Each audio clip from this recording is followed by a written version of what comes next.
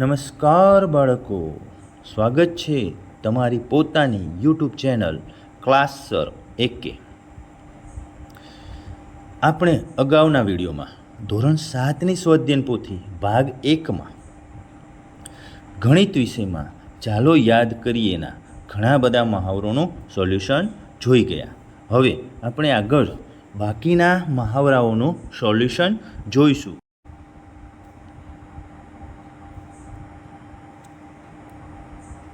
પરિમિતિ વિશે અભ્યાસ કરવાનો છે તો થોડું આપણે વાંચી લઈશું.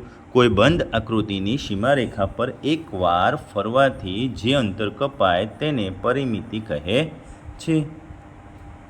ચાલો આગળ તમે બધા જ વિદ્યાર્થીઓ થોડા ઉદાહરણના દાખલા જોઈ લેશું. લંબચોરસની પરિમિતિ કેમ શોધાય? તો કે લંબચોરસની પરિમિતિ શોધવાનું સૂત્ર 2 ગુણ્યા કૌંસમાં લંબાઈ વત્તા પહોળાઈ.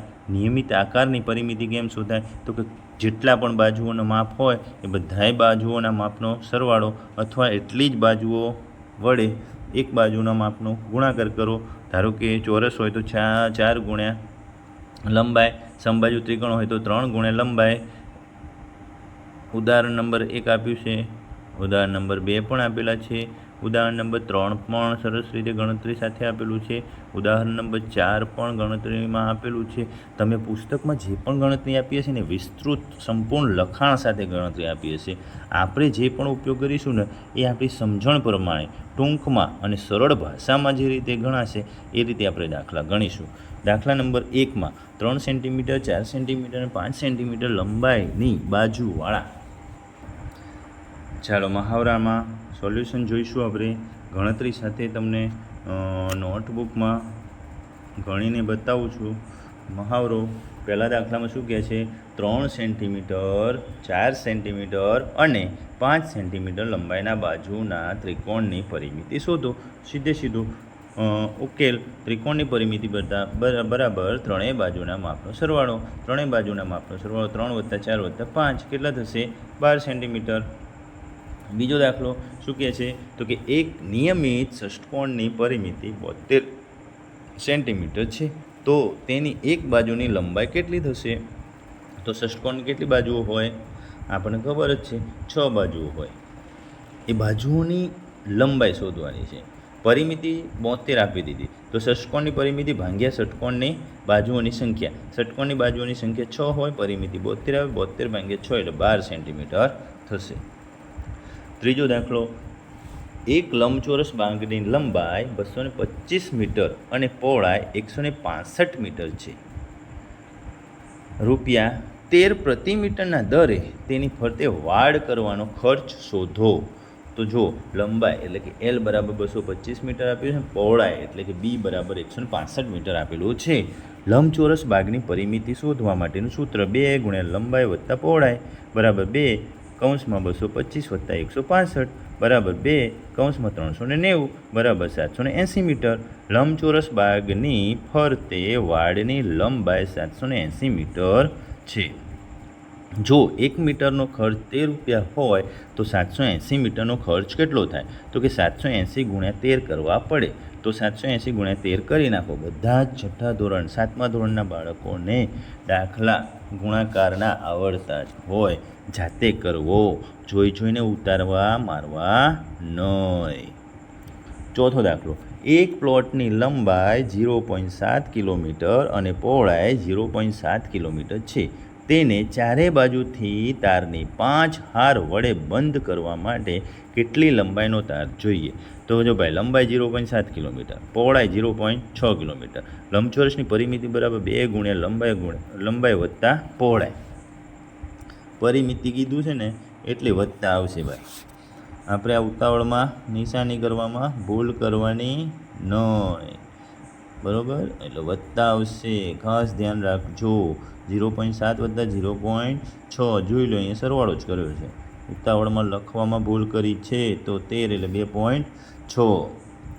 જો લંબચોરસની ફરતે એક હાર તારની લંબાઈ કરવામાં 2.6 કિલોમીટર તાર વપરાય તો 5 હાર, તો 2.6 ગુણ્યા 5 એટલે 13 કિલોમીટર તાર વપરાશે. બરાબર? કેટલો તાર જોઈશે?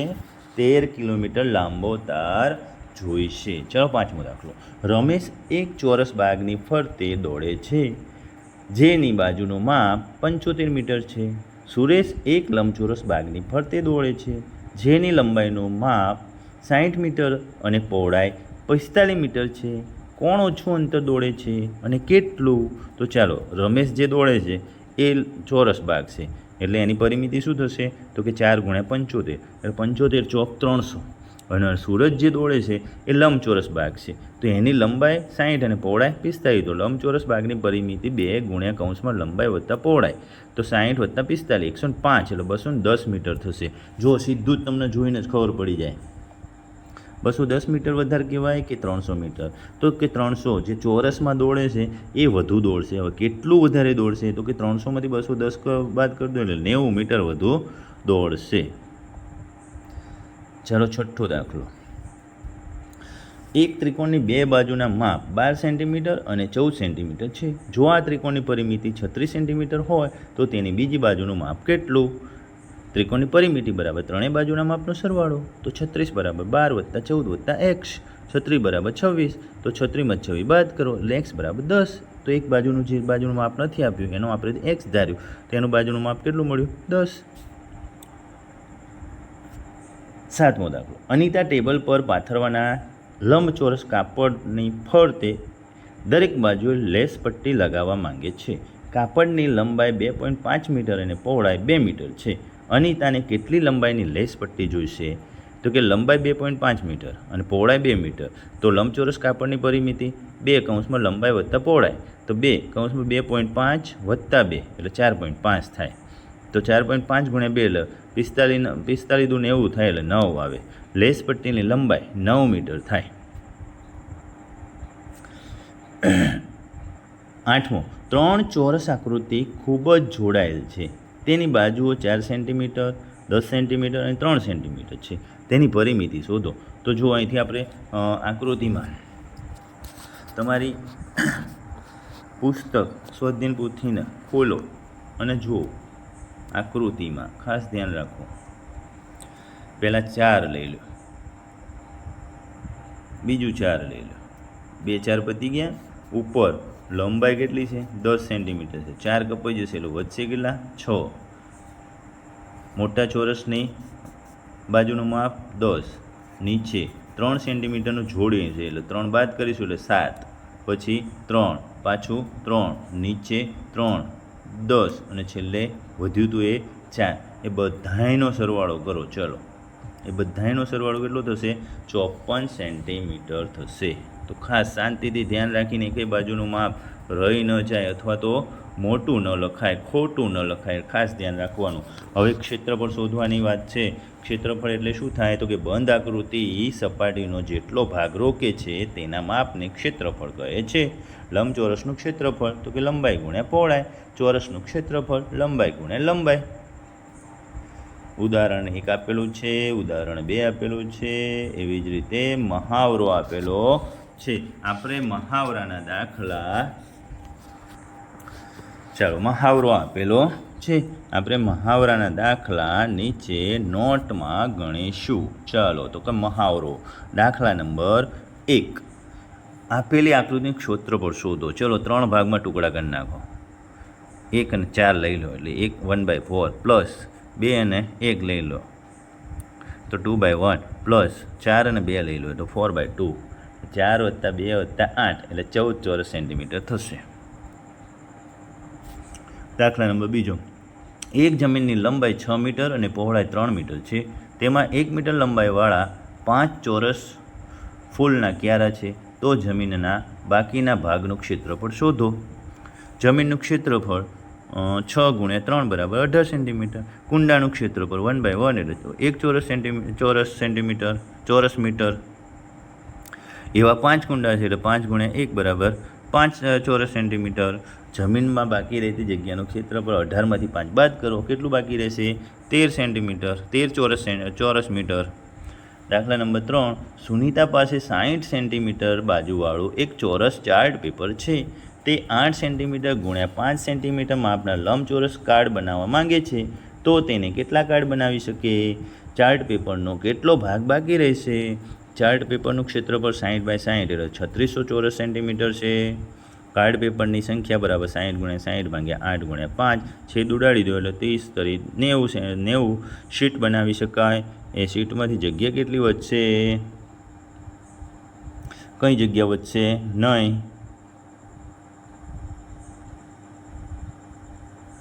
એક લંબચોરસ પ્લોટનું ક્ષેત્રફળ 180 ચોરસ મીટર છે. જો તેની લંબાઈ 15 મીટર હોય તો પહોળાઈ શોધો. ચોરસની પરિમિતિ બરાબર લંબચોરસની પરિમિતિ તો 4L અને 2 × L + B. 4L બરાબર 2L + B. જો આ ઉતાવળમાં જે ભૂલ કરી એવી ભૂલ આપણે કરવાની નથી. આ તમને સમજવા માટે ઉપર લખ્યું છે. એમાં નીચે આપેલી કિંમતો આપણે મૂકવાની છે.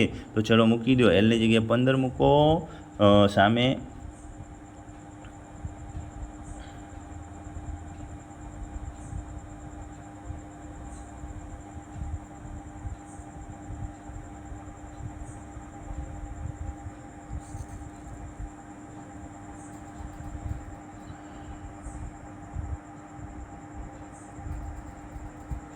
ચાલો એલની જગ્યાએ 15 મૂકો. બીજા કૌંસમાં એલની જગ્યાએ 18 મૂકો.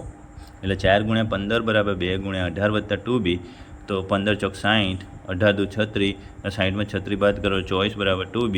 તો B બરાબર 24/2 એટલે B બરાબર 12. લંબચોરસનું ક્ષેત્રફળ લંબાઈ × પહોળાઈ.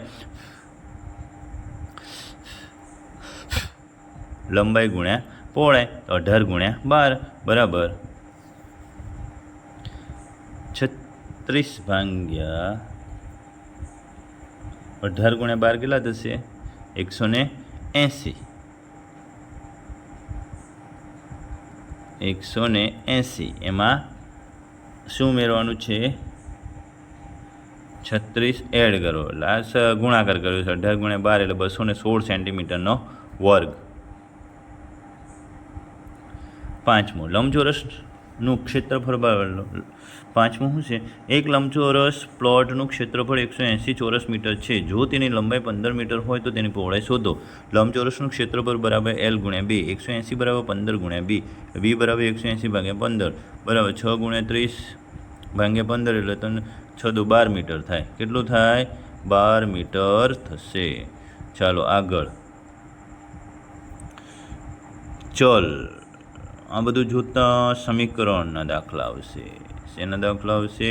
સમીકરણ. સમીકરણ કોને કહેવાય? તો સમીકરણ એ એવી ક્ષમતા છે જેમાં ડાબી બાજુ અને જમણી બાજુની કિંમત સરખી હોય છે. ચલનો ઉપયોગ કરી સમીકરણ અભિવ્યક્ત કરવામાં આવે છે. મહાવરો.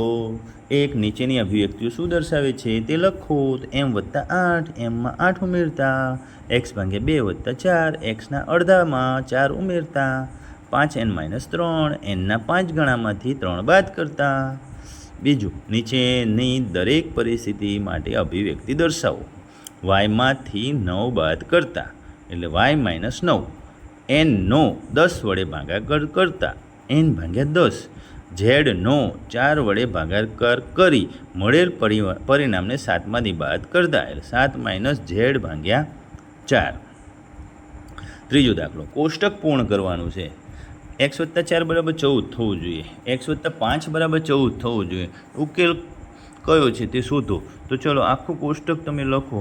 xમાં 1 ઉમેરો એટલે 6 આવે, 5માં 1 ઉમેરો 6 આવે, 5માં 2 ઉમેરો 7, 8, 9, 10, 11, 12, 13, 14 ક્યાં આવશે? તો કે 5માં 9 ઉમેરીશું ને ત્યારે 14 આવશે. એટલે xની કિંમત કેટલી થશે?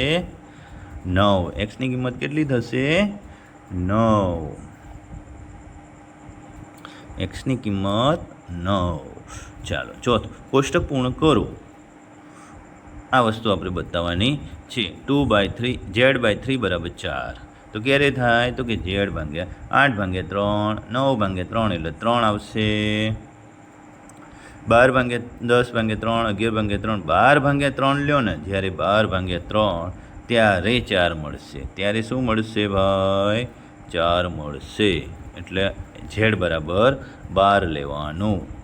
હવે પાંચમો અને છઠ્ઠો દાખલો આપણે નીચે નોટ્સમાં ગણશું. ચલો પાંચમા દાખલામાં રકમ શું કહેવા માંગે છે?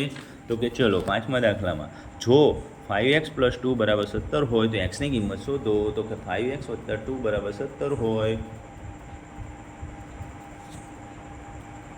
2 ના બરાબરને આ બાજુ મોકલો, 2 પ્લસ છે આ બાજુ આવશે તો માઇનસ થશે. 5x = 15 એટલે x = 15/5 એટલે જવાબ શું આવશે? x નો 3. છઠ્ઠો દાખલો, સમીકરણનો ઉકેલ શોધો. 3x + 7 = -2, 3x + 7 = -2, 3x = -2, -7 -9 થશે ભાઈ, ખાસ ધ્યાન રાખજો. ઘણી જગ્યાએ +9 કરી નાખે છે બાળકો. શું કરી નાખે છે? +9 કરી. +9 નથી, નિશાની બદલાશે નહીં, નિશાની તો માઇનસ જ આવશે. તમારે સંખ્યાઓનો સરવાળો કરવાનો છે, તો ખાસ ધ્યાન રાખજો. એટલે 3x = -9 થશે, x = -9/3 થશે. એટલે જવાબ શું મળશે? x = -3. આમાં ભૂલ થવાની સંભાવના છે એટલે કીધું. જુદી જુદી પરિસ્થિતિમાં આપણે થોડો સંખ્યાઓનો ગુણોત્તર મેળવીએ. એમાં સંખ્યાઓનો ગુણોત્તર મેળવવામાં ચાલો દાખલા નંબર 1 અને દાખલા નંબર 2, 3, 4નો ગુણોત્તર મેળવવાનો છે. તો ચાલો મહાવરો. દાખલા નંબર 1, હમીદ અને હરેશ અનુક્રમે 1 કલાકમાં 9 કિલોમીટર અને 12 કિલોમીટર અંતર કાપે છે. હમીદની ઝડપ અને હરેશની ઝડપનો ગુણોત્તર શોધો. તો શું થશે? હમીદ ભાગ્યા હરેશ એટલે હમીદ જેમ હરેશ કરવાનું છે એટલે 9 જેમ 12 થશે એટલે 9/12, 3 3 ઉડી જાય એટલે 3/4 એટલે ગુણોત્તર શું મળશે? 3/4. ગુણોત્તર શું મળશે? 3/4. દાખલા નંબર 2, એક વર્ગના 4 વિદ્યાર્થીઓને ટેનિસ, 20 વિદ્યાર્થીઓને ક્રિકેટ, 8 વિદ્યાર્થીઓને કબડ્ડી રમત પ્રિય છે. તો નીચેના ગુણોત્તર શોધો. પહેલો ગુણોત્તર, ટેનિસ પસંદ કરતા વિદ્યાર્થીઓની સંખ્યા અને કુલ વિદ્યાર્થીઓની સંખ્યા. તો આપણે ટેનિસમાં 4, ક્રિકેટમાં 20, કબડ્ડીમાં 8. કુલ કેટલા વિદ્યાર્થીઓ છે ભાઈ? 32. કુલ કેટલા વિદ્યાર્થીઓ છે ભાઈ? ખાસ ધ્યાનમાં આ રાખવાનું છે તમારે. કુલ વિદ્યાર્થીઓની સંખ્યા 32 છે. હવે ટેનિસ એટલે પહેલો દાખલો આપણે ગણવાનો છે. શું ગણવાનું છે? પહેલો દાખલો આપણે ગણવાનો છે. તો કે ટેનિસ પસંદ કરતા વિદ્યાર્થીઓની સંખ્યા જેમ કુલ વિદ્યાર્થીઓની સંખ્યા સાથેનો ગુણોત્તર. તો કે ટેનિસ અને એનો શું થાય ગુણોત્તર? 4/32. તો 4/32 જવાબ શું આવશે? 1/8. ખાસ ધ્યાનમાં રાખવાનું 1/8 પહેલો. બીજું શું કહેવા માંગે છે? ક્રિકેટ પસંદ કરતા વિદ્યાર્થીઓની સંખ્યા અને કુલ વિદ્યાર્થીઓની સંખ્યાનો ગુણોત્તર લેવાનો છે. તો ક્રિકેટ પસંદ કરતા હોય એવા વિદ્યાર્થીઓ 8 છે. કેટલા છે? 8 છે. અને કુલ વિદ્યાર્થીઓ 32 છે. એ બંનેનો ગુણોત્તર 8/32. જવાબ શું આવશે? 1/4. ગુણોત્તર શું થશે? 1/4. ચાલો ત્રીજું, કબડ્ડી પસંદ કરતા વિદ્યાર્થીઓની સંખ્યા અને કુલ વિદ્યાર્થીઓ. તો કબડ્ડી કેટલા વિદ્યાર્થીઓ પસંદ કરે છે? 8. 8/32. કુલ વિદ્યાર્થીઓ કેટલા છે? તો કે 32. તો આપણે છેદ ઉડાડી દો એટલે 1/4 જ જવાબ આવશે. એટલે શું થશે ગુણોત્તર? 1/4. ચોથો દાખલો, ટેનિસ પસંદ કરતા વિદ્યાર્થીઓની સંખ્યા અને ક્રિકેટ પસંદ કરતા વિદ્યાર્થીઓની સંખ્યા. ટેનિસ કેટલા વિદ્યાર્થીઓ પસંદ કરે છે? 4. ક્રિકેટ કેટલા વિદ્યાર્થીઓ પસંદ કરે છે? 20. તો 4/20 એટલે જવાબ શું આવશે? 1/5 એટલે ગુણોત્તર 1/5. દાખલા નંબર 3, રમેશ અને સુરેશ વચ્ચે 40 રૂપિયા 2/3 ગુણોત્તરમાં વહેંચવામાં આવે છે. તો 40 રૂપિયાનો ગુણોત્તર 2/3. આ જે ગુણોત્તર આપેલો છે એ ગુણોત્તરનો કુલ કરીશું તો કેટલું થાય છે? તો કે આ ગુણોત્તર નો સરવાળો 2 + 3 એટલે 5. રમેશના ભાગમાં 2/5 × 40 એટલે કેટલો જવાબ આવશે? 16 રૂપિયા આવશે. રમેશના ભાગમાં કેટલા આવશે? 16 રૂપિયા. સુરેશના ભાગમાં 3/5 × 40 એટલે 3 × 8 એટલે કેટલો જવાબ આવશે? 24. 3 × 8 એટલે કેટલો જવાબ આવશે? 24. આમ રમેશને 16 રૂપિયા અને સુરેશને 24 રૂપિયા ભાગમાં આવશે. દાખલા નંબર 4, જે કોષ્ટક ખાલી છે એમાં જવાબ લખવાના છે. તો ચાલો પહેલામાં 12/16 = 6/8 = 3/4. બીજામાં 21/14, 3/2 અને 6/4, 12/15, 4/5 અને 24/30. આગળ પ્રમાણની સમજ ધરાવે છે એના માટે તો ઉદાહરણ નંબર 1 જોઈ લેવાનું, ઉદાહરણ નંબર 2 જોઈ લેવાનું, અને મહાવરામાં તમને થોડી રકમ આપેલી છે એને સરળ રીતે ગણતરી કરવાની છે. શું કરવાની છે ગણતરી? તો કે નીચે આપેલ સંખ્યાઓ પ્રમાણમાં છે કે નહીં તે ચકાસવાની છે. તો ચાલો આપણે ચકાસીએ. દાખલા નંબર 1, નીચે આપેલી સંખ્યાઓ પ્રમાણમાં છે કે નહીં તે ચકાસો. 15, 2, 10 અને 2, 15 અને 2નો ગુણોત્તર મેળવો. એટલે 15/2 એટલે એનો ગુણોત્તર શું થશે? 15/2. 10 અને 3નો ગુણોત્તર 10/3. બંને ગુણોત્તર અલગ અલગ છે એટલે કે પ્રમાણમાં નથી. ચાલો બીજો દાખલો. 30, 40, 45, 60. 30-40નો ગુણોત્તર 3/4 થશે. 45-60નો ગુણોત્તર પણ 3/4 થશે. બંને ગુણોત્તર સરખા છે માટે એને શું કહેવાશે? પ્રમાણમાં છે એમ કહેવાશે. આગળનો ત્રીજો દાખલો. 2, 9, 18, 81. 2 અને 9નો ગુણોત્તર શું જવાબ આવ્યો? તો કે 2/9. 18 અને 81નો ગુણોત્તર શું જવાબ આવ્યો? 2/9. બંને જવાબ સરખા મળ્યા એટલે શું કહેવાશે? 2, 9, 18, 81 ગુણોત્તર પ્રમાણમાં છે. ચાલો 15, 45, 5, 25. 15 અને 45નો ગુણોત્તર 15/45. 15/45 જવાબ શું આવશે? 1/3. પછી 5 અને 25માં 1/5.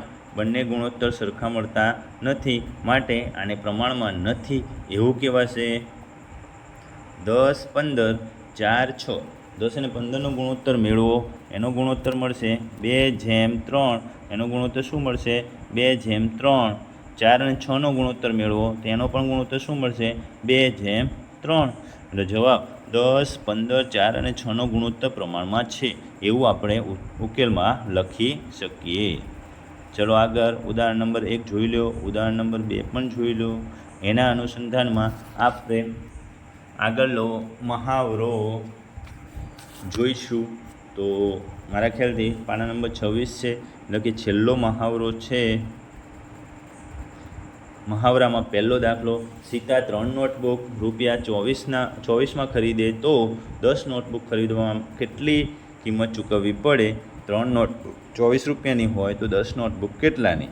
10 × 24/3. તો કેટલાની થશે? 10 નોટબુક 80 રૂપિયાની થશે. કેટલાની થશે? 80 રૂપિયાની. 10 નોટબુક 80 રૂપિયા ચૂકવવા પડે. બીજો દાખલો. એક સ્કૂટર દ્વારા 2 લીટર પેટ્રોલમાં 80 કિલોમીટર અંતર કાપી શકાય તો 320 કિલોમીટર અંતર કાપવા માટે કેટલું પેટ્રોલ જોઈશે? તો કેટલું પેટ્રોલ જોઈએ ભાઈ? તો કે 2 લીટરમાં 80 કિલોમીટર એટલે કે 80 કિલોમીટર માટે 2 લીટર પેટ્રોલ વપરાય તો 320 કિલોમીટર માટે કેટલું પેટ્રોલ વપરાય? તો કે 320 × 2/80 કરવાના. એટલે જવાબ આવશે 8 લીટર પેટ્રોલની જરૂર પડશે. ચાલો ત્રીજો દાખલો. એક ટ્રક 3 કલાકમાં 150 કિલોમીટરનું અંતર કાપે છે તો 900 કિલોમીટર અંતર કાપવા માટે ટ્રકને કેટલો સમય લાગે છે? તો કે 150 માટે 3 કલાક લાગતા હોય તો 900 કિલોમીટર માટે કેટલો સમય લાગે? તો કે 900 × 3/150. 0 0 ગયા 15 × 6 = 90 એટલે 6 તરી 18. શું જવાબ આવશે? 6 તરી 18 એટલે 18 કલાકનો સમય લાગશે. ચાલો ચોથો દાખલો. શરબતની 6 બોટલની કિંમત 210 છે તો 20 બોટલની કિંમત કેટલી થાય? જો 6 બોટલની કિંમત 210 રૂપિયા હોય તો 20 બોટલના કેટલા રૂપિયા થાય? તો 20 × 210/6. છેદ ઉડાડી દો એટલે તમને જવાબ શું મળી જશે? 700 રૂપિયા. કેટલા રૂપિયા થશે? 700 રૂપિયા. 1 ડઝનમાં 12 નંગ હોય, ખાસ યાદ રાખજો. 1 ડઝન સાબુની કિંમત 96 રૂપિયા છે તો 8 નંગ સાબુની કિંમત કેટલી થાય? જો 1 ડઝન બરાબર 12 નંગ હોય, 1 ડઝન બરાબર 12 નંગ જ થાય એટલે 12 નંગ સાબુના 96 રૂપિયા હોય તો આ 8 નંગ સાબુના કેટલા રૂપિયા થાય? તો કે 8 × 96/12. 12 × 8 = 98 64 રૂપિયા થશે. કેટલા રૂપિયા થાય? 8 નંગ સાબુના 64 રૂપિયા. છઠ્ઠો દાખલો, એક કોળી પતંગની કિંમત 50 છે, તો 55 નંગ પતંગની કિંમત કેટલી થાય?